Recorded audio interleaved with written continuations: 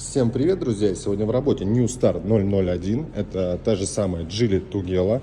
И для тех, кто говорит, что китайские автомобили не скрипят, я вам сейчас продемонстрирую. Вот, слышите? Закрываем дверку.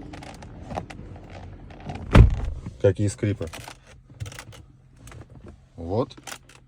Китайская сборка, которая не скрипит. Но, в частности, клиент приехал устранить вот эти вот моменты, когда мы закрываем двери, у нас происходят вот такие хрусты.